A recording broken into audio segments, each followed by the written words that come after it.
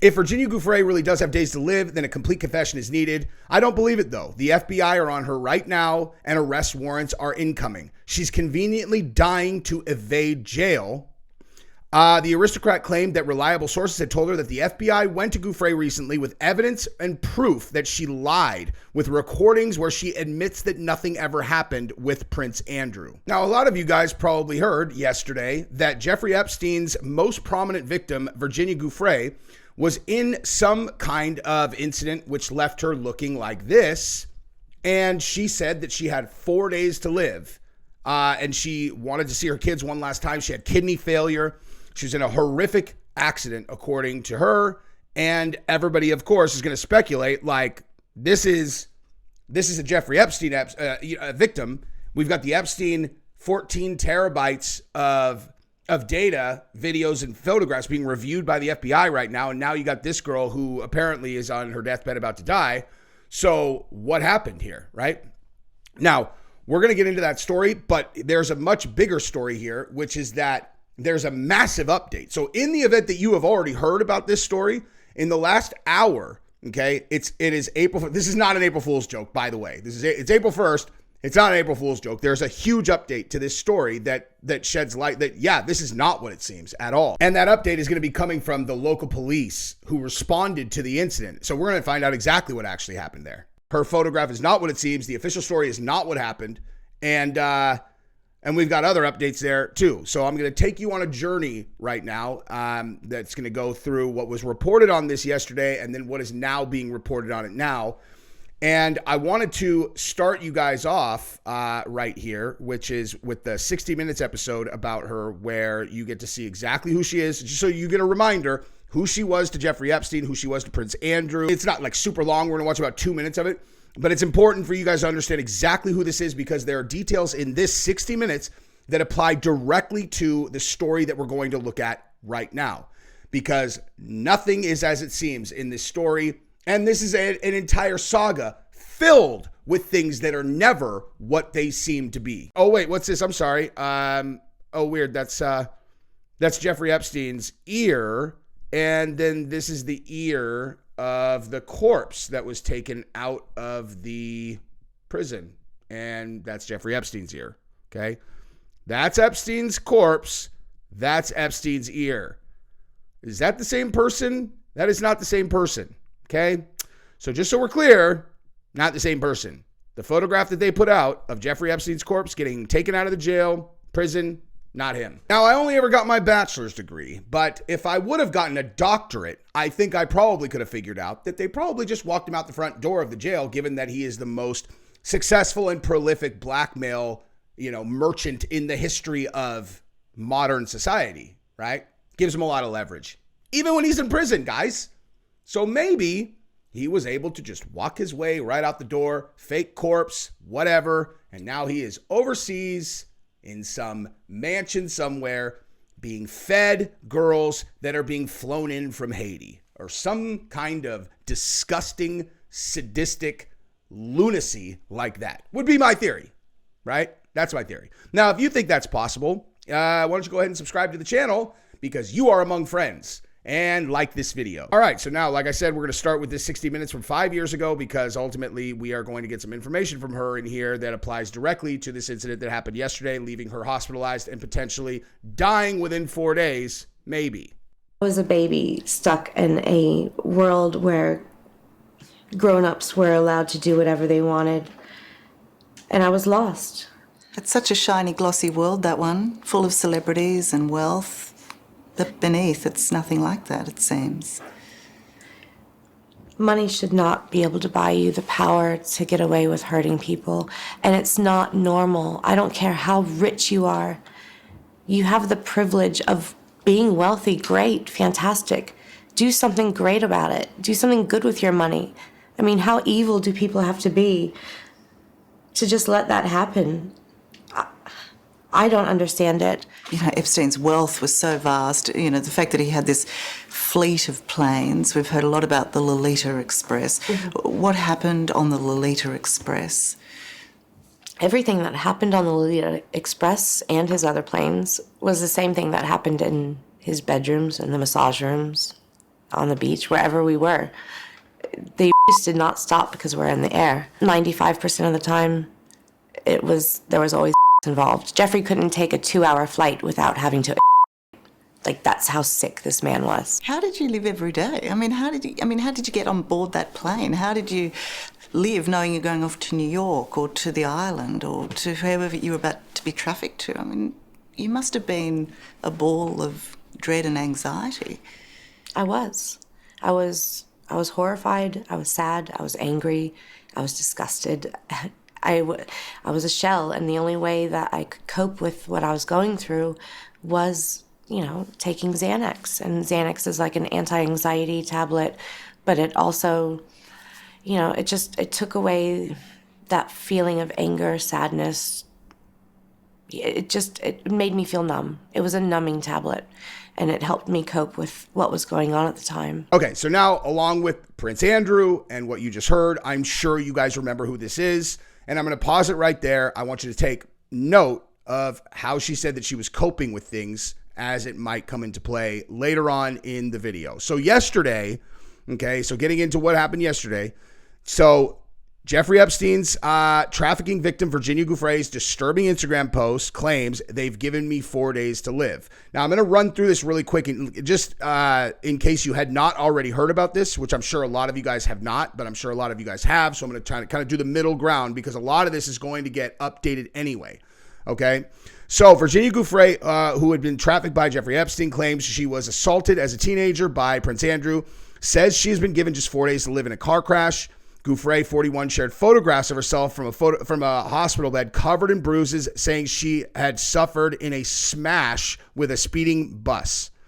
Okay, she says she has kidney failure and she wants to see her children one last time before she dies. Okay, this is what she posted. All right. Now, there's a gallery. We can just look at these real quick. This is her and Prince Andrew. This is her and, I'm sorry, let me move that over a little bit. This is her and her husband. This is what? Okay. So this is the actual post that she put up. This year has been the worst start to a new year. But I won't bore anyone with the details, but I think it's important to note that when a school bus driver comes at you driving 110 kilometers as we were slowing down for a turn, that no matter what your car is made of, it might as well be a tin can. I've gone into kidney renal failure. They've given me 4 days to live, transferring me to a specialist hospital in urology. I'm ready to go, just not until I see my babies one last time. But you know what they say about wishes. Shit in one hand and wish in the other. I guarantee it's still going to be shish it at the end of the day. Thank you all for being the wonderful people of the world and being a great part of my life. God bless you all. XX Virginia. Okay. So now, why is that notable to go through? It's notable because it's the message that she put up, right? But if you really listen to what she said right there, okay, if you really kind of cut into specifically what she said, there's a lot of notable things there, okay? And here's another notable thing before we get into hers, okay? Miss Giuffre's father, Sky Roberts, was shocked by her daughter's late-night Instagram post and also appeared to be in the dark about the incident. Virginia, my daughter, I love you and praying that you get the correct treatment to live a long and healthy life. If there is anything in the world I could do to help you, please let me know. My spirit is with you now, and I'm holding your hand. So when I read that yesterday, I said to myself, I said in the video, there's one of two things going on there. A, her father doesn't believe her about this, okay? Like, that's not what you say to your dying daughter. I hope, I love you and I'm praying that you get the correct treatment to live a long, healthy life. That is not a thing that you say if your daughter has kidney failure and is given 4 days to live. And if there's anything in the world I can do to help, please let me know. My spirit is with you and holding your hand. So that's the other part where I'm like, or maybe they don't have a good relationship, which is highly likely given the fact that when she was 16 years old, she got kidnapped by billionaires and was flying around the world as a tiny little, doll that they passed around to prominent members of elite society. I mean, that's just not a thing that generally happens with kids who have really strong family dynamics. Now, she had been an employee at Mar-a-Lago, just FYI. That's where Epstein met her and recruited her, and recruited her from was from Mar-a-Lago.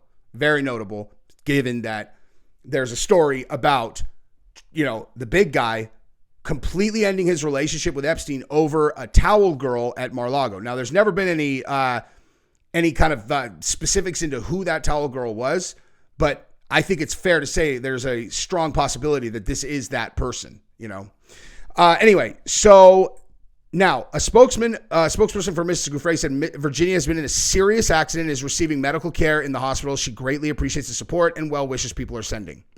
Now, this is where you get into where I was very suspicious of this story right out of the gate. As soon as I read this part, okay? So, and some of you guys are probably starting to put together what actually happened here. And, that's just what it is. Now, let's go. Actually, you know what? Let's go back real quick to what she said before I move on, because I tend to do that without finishing my thought. And so, look. So this is what she said. This year has been the worst start to a new year. Is that what you say if you're dying in 4 days?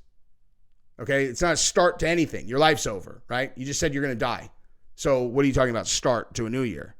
I won't bore anyone with the details, but I think it's important to note that when a school bus driver comes at you going 110 kilometers, that's 70 miles an hour, while you're slowing for a turn. Okay, do you guys know of many people who get tattooed by a truck going 70 miles an hour and survives?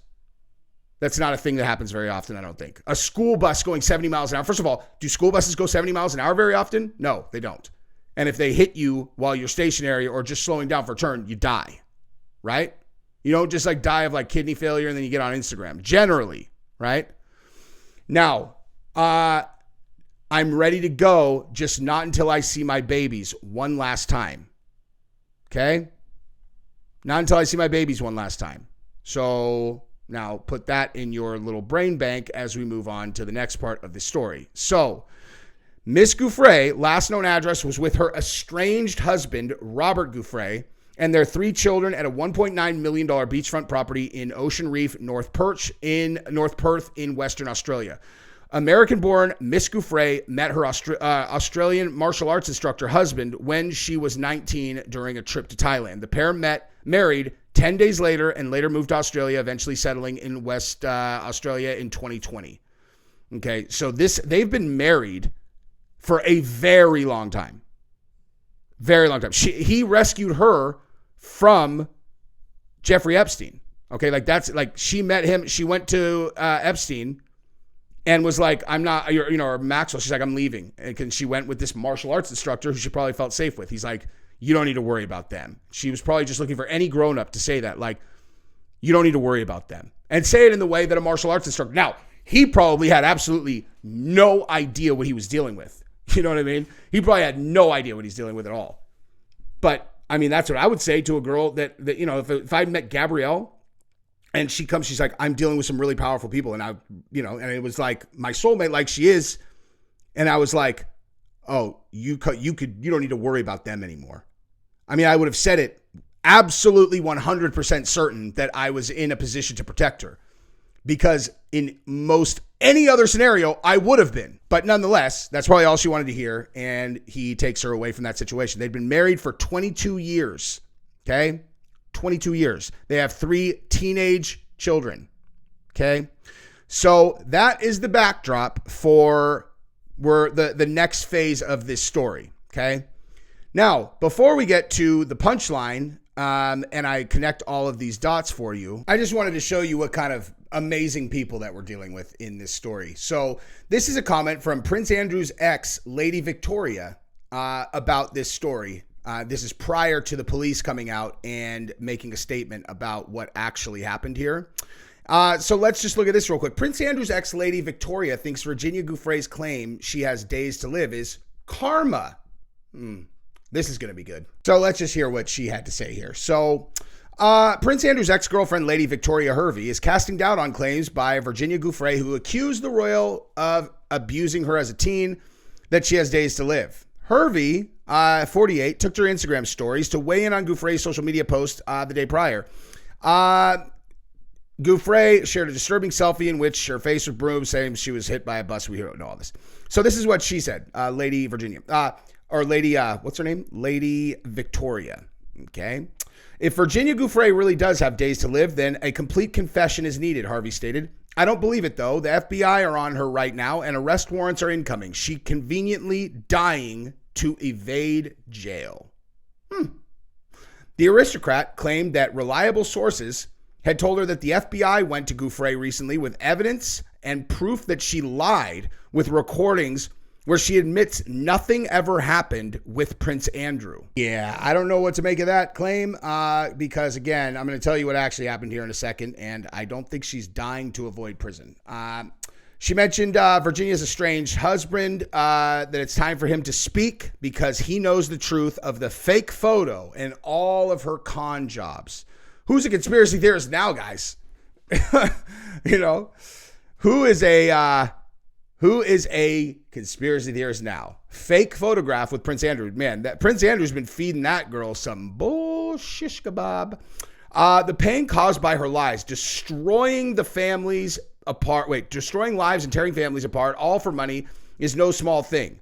She has a lot to answer for. I call this divine judgment by God. People often say karma has a way of catching up, don't they? What goes around comes around, and someone who's caused that much harm might just find the truth closing in on them one day. When it does, it's rarely pretty. Whether in this life or the life beyond, the weight of those choices tends to find a way to settle the score. Jesus. Okay, talk about buying a story hook, line, and sinker, man. You believe Prince Andrew that he never hooked up with this girl? Give me a break. And that brings us to the new report that came out today. And I'm going to connect all of the dots for you here at the end, okay? This is what the police say happened, and I'll tell you what is happening for real, okay? So police detail minor crash with no reported injuries in crash reportedly involving Jeffrey Epstein's accuser, Virginia Giuffre. She claims she has 4 days to live following the collision. Okay. So is this her setting up to fake her own death? Is that what's going on? Certainly a reasonable assumption at this point, but no, that's also not what's happening. So after Virginia Giuffre, who previously accused late convicted offender, not dudes sitting on an island somewhere.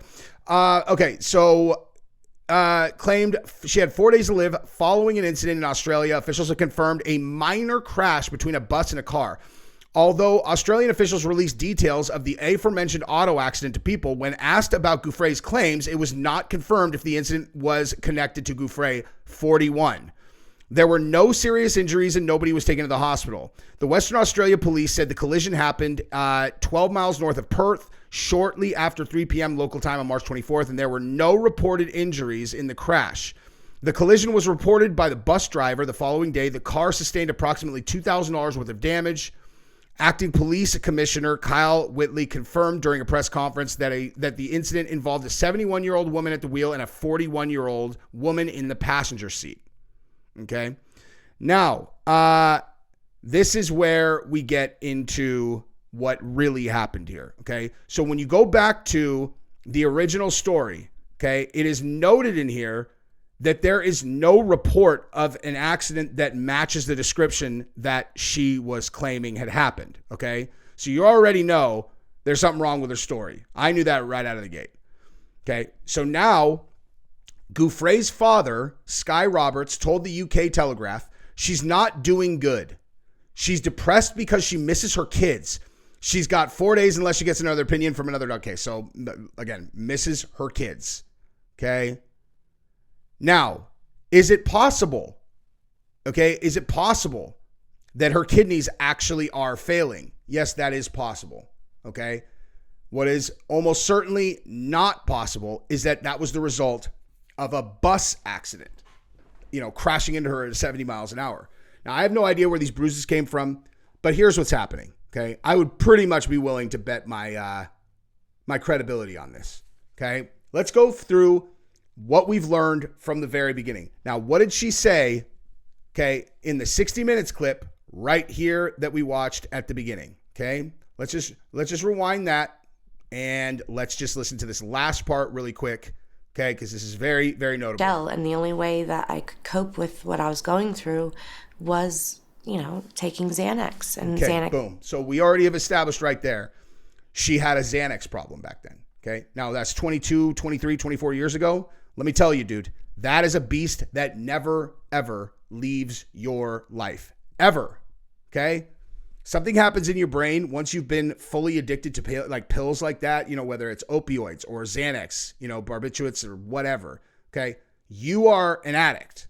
Like that's just what it is. And it doesn't take a lot to start a chain reaction that will take you down the same path where you end up as like a serious addict again.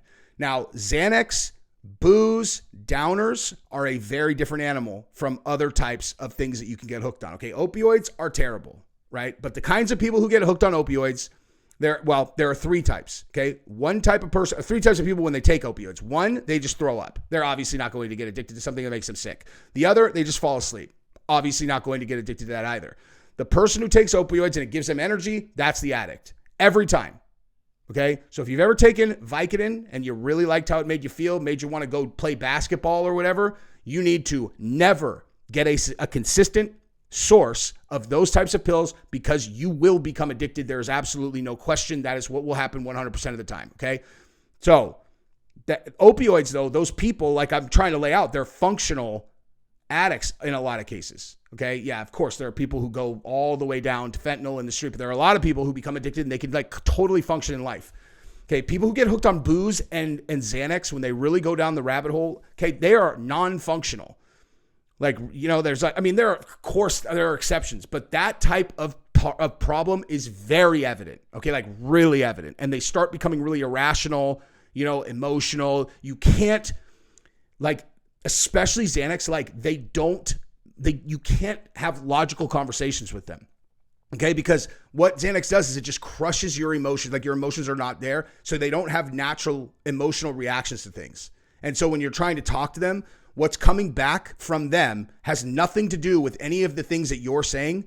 Like you're trying to make a very normal point about what time, you wake up. If you are responsible for picking up the kids at noon and you're showing up there looking disheveled, like I need you to get up earlier, take a shower, put your makeup on because people are talking about how you look. Just little things like something like that, right? Which is probably a pretty late stage moment of this life cycle. That's actually not even a good example, but you understand, and they will respond with something that is just nonsense, because their emotions are vomiting out of them. And it's like they don't match up because that's what Xanax does is it mixes up your emotional reactions to things. Okay, so this situation, she's been married for 22 years. She's estranged from her family.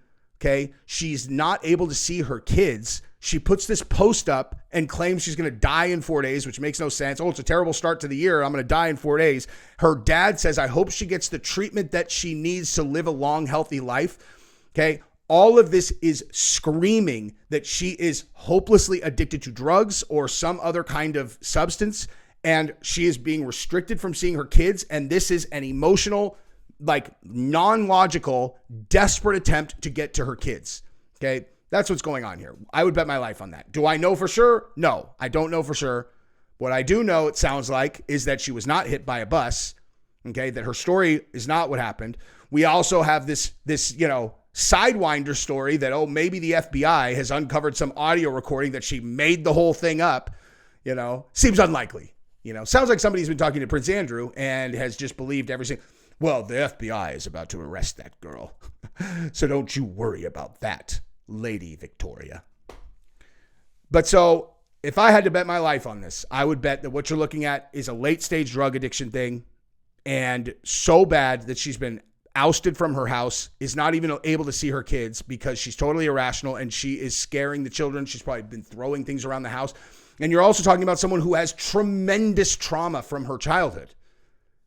She got kidnapped by the most prolific trafficker in the history of America and was his chauffeur girl that got passed around to every single person. Okay. This is not a person who is unlikely to end up in an unstable position like this. So listen, again, I would stake my reputation on this, that's what's going on. Okay. So anyway, it's a weird story. I feel like I did enough research to uncover what's really going on. And I'm glad that YouTube demonetized my video about it yesterday over and over and over. And I put that video in members only because I hadn't put it out yet. So, but there is a whole other video that I did about it, which was covering the original story prior to me knowing for sure, like getting to the point where I'm at now. So if you want to go double check what my original opinion was, members only, it's up there. You guys can check it out. Anyway, so that's what we got. Subscribe to the channel, ring the bell. I love you guys. Bye-bye.